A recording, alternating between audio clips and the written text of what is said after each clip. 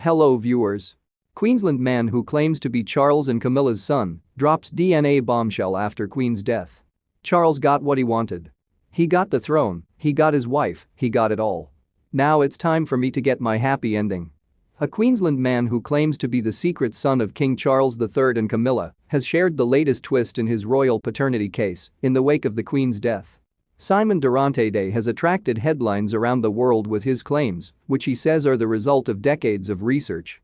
The 56-year-old says he's been inundated with requests from media and royal watchers around the world in the days following the Queen's passing on September 8, with many keen to know his next steps in the controversial case.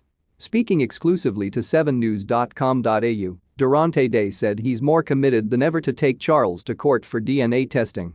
And in a bombshell new development, he says he has even discussed with senior legal figures the legalities of bringing action against the King of the Commonwealth. There has been a discussion in there between a judge and myself and his barrister about the legal standing of Charles and whether the monarch is protected by the law or is above the law, he said. And the answer to that was no. They told me that we don't see any reason why he is. And secondly, Camilla and her family are certainly not above the law. So that argument's already been had and settled. A lot of people were concerned that when Charles rose to be monarch that it would damage my case. But it's not going to make any difference legally, it's still pressing ahead the same way. I'll be back to the family court. In his final ruling last time I was before the courts, the judge told me that if I come back with the evidence all nice and neatly stamped, then there's no reason to deny an application for a DNA test, and Charles and Camilla will have to answer that. He added. It makes no difference to me whether that mountain in front of me is male or female. It makes no difference to me how high that mountain is. I've still got to climb it to prove what I know to be true. So from that regard, nothing has changed. Since the Queen's death, Dorante-day said he'd been grappling with a range of emotions. Earlier this year, the father of 9 revealed that he had penned a private letter to the Queen in the hope that Her Majesty would intervene and encourage Charles to submit to DNA testing. He said he was disappointed she had passed without having ever responded. First thought. Just sad. No response to the letter I wrote to her, and that window of opportunity has closed, he told 7news.com.au. But also, her death brought up some different emotions, some anger. Because she's been across all this and she's been aware of all this, knows that it's been going on. And she let that happen. However, by that same token, now I'm looking to the future and I'm thinking, well, I'm not dealing with her anymore, I'm dealing with him. So there's that element of it too. Dorante-day's wife Elviana added. I don't think the Queen knew what to say to him, knowing what they did. Simon is still going after his father. Dorante-day said he's been grappling with renewed feelings of anger and abandonment in the days following the Queen's death, angry that Charles has continued to dismiss his claims. I've been angry to see the way things have progressed since her death, that the system's just gone into operating mode, he said. And the end of the day, for me, I know it's true, I know they're my parents. But whether it's true or not, the complete lack of dealing with it by both the UK government and the monarchy needs addressing. And I'm not going to back down. They owe me as a ward of the state, as an adopted child, the truth about what happened, and that primarily is the driving factor. That's always what I wanted. He went on to say he felt dismissed when Charles named Prince William as the new Prince of Wales in the days following the Queen's death. Kick in the face. It's hard not to take Charles naming William as the Prince of Wales as anything other than a kick in the face, he said. I don't want to feel that way, but I do. I just think the least Charles can do is give me an answer, acknowledge me. He gives William a title like that, well, where's my answer? Where's my DNA test? If you are not my father, then prove you're not. I feel dismissed. Charles got what he wanted. He got the throne, he got his wife, he got it all. I don't even get the truth about my mother. When's it going to swing the other way? Now it's time for me to get my happy ending. I've said it before, it's okay for William and Harry, yes, they lost their mother.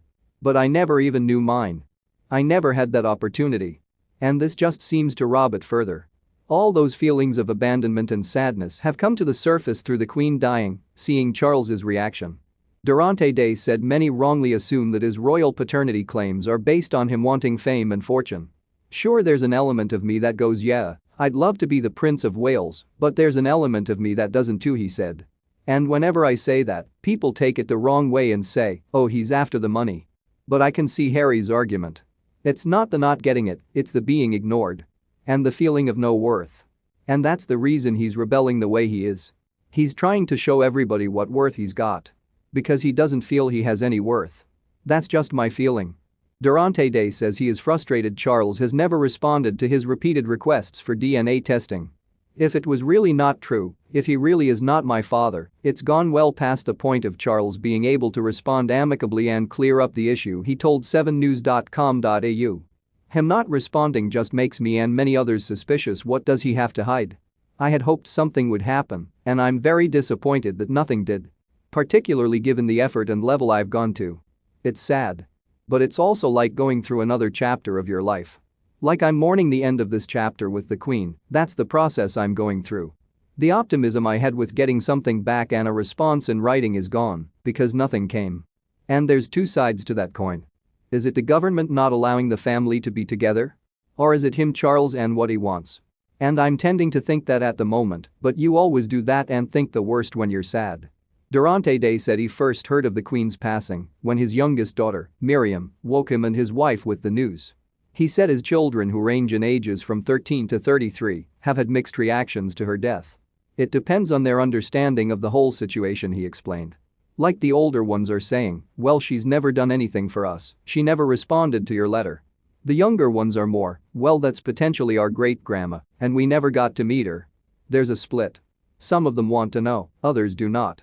Photo similarities, photo comparisons between the royals in particular, the Queen and Dorante-day and his children, have created headlines around the world, with some royal watchers blown away by the similarities. The Queen might have died, but I only have to look around my house to see her face every day, he said. The similarities between several of my children and Her Majesty have always floored me and many others. People think that's where my claims come from, not true. Long before my children were born, I was told that Camilla and Charles were my parents.